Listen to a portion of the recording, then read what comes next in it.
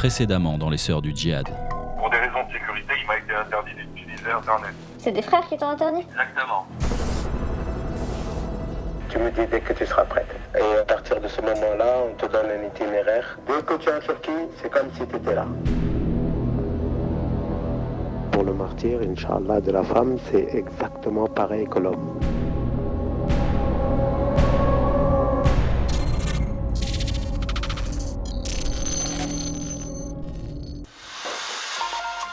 L'homme qui se fait appeler Abou Moutana ne nous lâche pas.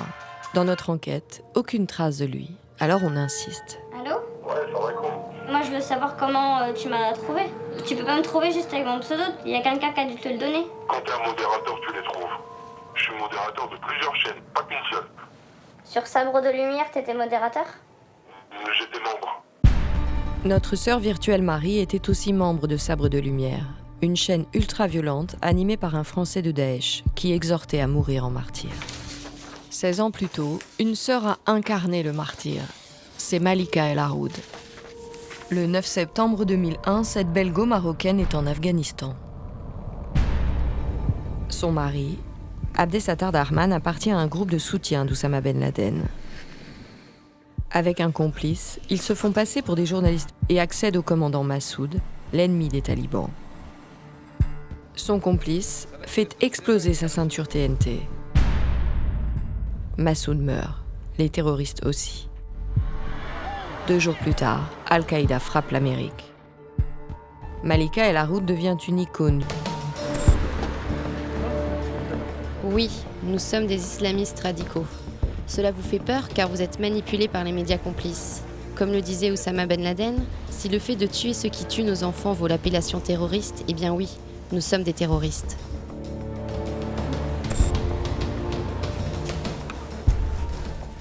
Je cherche un bouquin, Les soldats de lumière, Écrit par qui? Malika El Haroud.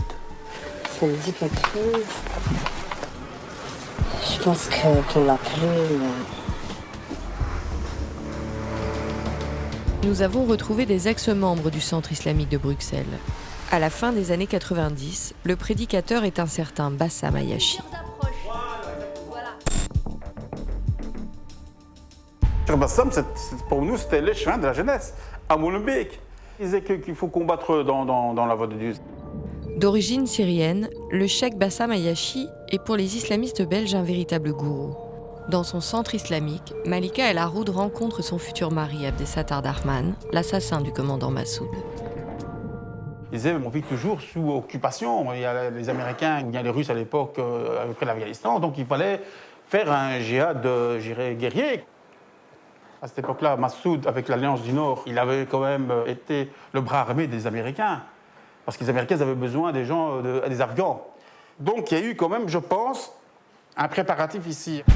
À force d'appeler au djihad armé, le cheikh Ayachi a-t-il influencé Darman? La justice belge n'a jamais pu le prouver.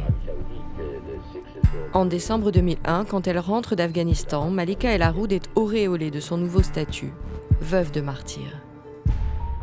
Malika El Haroud était la précurseur. Précurseur parce que maintenant, il y a beaucoup de femmes aussi qui peuvent aussi tomber dans le haroudisme, je ne sais pas comment on peut dire ça, hein, sa doctrine à elle, hein, tu vois, style qu'il faut partir, se mouiller à 100% dans cette cause.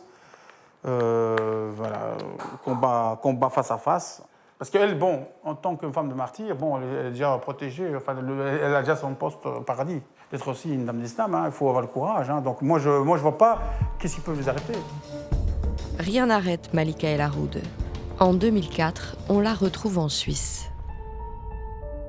On découvre sa présence lorsque le Pakistan nous envoie une demande d'entraide judiciaire pour le responsable d'un site internet sur lequel est apparue la revendication d'une tentative d'attentat manqué contre un ministre pakistanais. On découvre que ce site internet, qui est géré depuis la Suisse par un provider suisse, est géré par un certain Moïseddine Karsalaoui.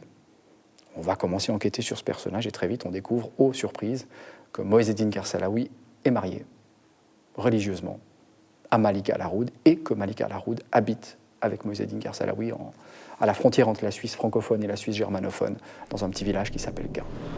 Qui pourrait croire que depuis ce village suisse, un site internet fait trembler les services de renseignement occidentaux? Il a monté quelques-uns des premiers sites djihadistes assez techniques, assez complexes. Toute une série de moyens de communication sécurisés qui vont être utilisés ensuite non seulement par les membres d'Al-Qaïda eux-mêmes, mais également par la haute hiérarchie d'Al-Qaïda. Un site sur lequel, encore une fois, on va pouvoir rechercher non seulement des recettes pour fabriquer des bombes, aussi, mais des tactiques pour combattre guérilla urbaine et autres. Donc, ça va être un endroit où on va pouvoir venir chercher un certain savoir. Alors, le flic de l'antiterrorisme et ses hommes planquent la maison H24. On va surveiller avec des équipes de surveillance le couple Al-Haroud-Garsalawi.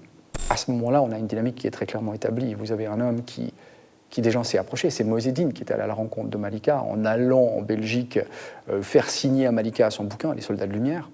La dynamique, c'est que Moez fait les choses pour lui, pour Malika, et in fine pour prouver à Malika qu'il est à peu près à la hauteur de ce qui est un fantôme.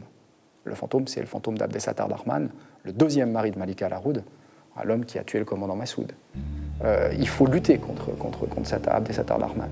Les enquêteurs écoutent et analysent les communications de Moez Garzalaoui et Malika El Haroud avec des candidats au djihad. Quand on lui pose des questions qui sont des questions humaines sur est-ce que je dois plutôt que ou aller faire le djihad, la réponse de Malika est toujours la même, c'est toujours faire le djihad qui importe le plus.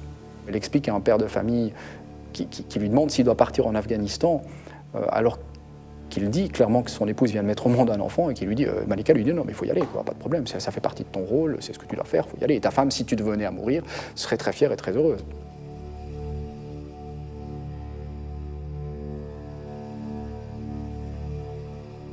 C'est exactement ce qu'on a reproché à Malika El Haroud et à Moez Garsalaoui. On leur a dit, mais vous collectez, et on en avait trouvé toute une série dans leurs ordinateurs, vous collectez ces vidéos absolument immondes, des décapitations, enfin ce genre de choses qu'on n'a vraiment pas envie de voir, mais en plus, vous les ventilez et vous expliquez tout le bien que vous pensez de celles-ci. C'est la première fois qu'un tribunal a décrété qu'Internet pouvait être une arme de guerre. Le réseau Moez Eddine Malika, ce qui est intéressant, c'est de voir qu'il est quelque part à l'origine de toute une série de structures et de réseaux qui plus tard vont essaimer. On est dans une dynamique qui se positionne, qui se met en place au moment de Malika et de Moez, et qui va amener aujourd'hui aux réseaux qui ont été impliqués dans les premiers départs en Syrie. Garzalaoui part en zone pakistanaise sans Malika. Il part rejoindre Al-Qaïda. Malika, elle, continue la veille sur Internet et du coup en 2010, en Belgique, elle est condamnée à 8 ans de prison pour entreprise terroriste, acheminement de combattants vers l'Irak. Et Moez Garzalaoui, il va avoir un rôle important en zone tribale pakistanaise. Il rencontre des Français, des candidats au djihad, et parmi eux, il y aurait un certain Mohamed Merah. On est en 2011. En mars 2012, la France est sous le choc. À Montauban et Toulouse, Mohamed Merah tue 7 personnes, dont 3 enfants, parce qu'ils étaient juifs. Il dira « Je n'ai pas peur de la mort, je travaille avec Al-Qaïda ».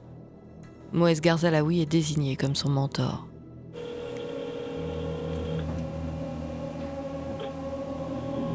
Allô ? Oui, allô, bonjour, Swad ?